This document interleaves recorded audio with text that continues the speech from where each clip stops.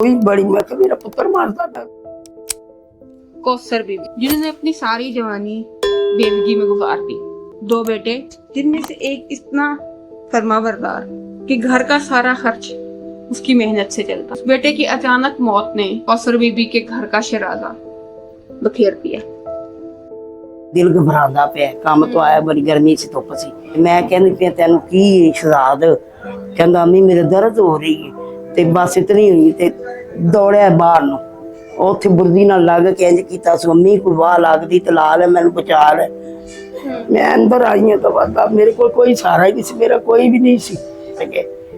ये बच्चा फौत होया तो कि किराया से देता सी मेरा पुत्र।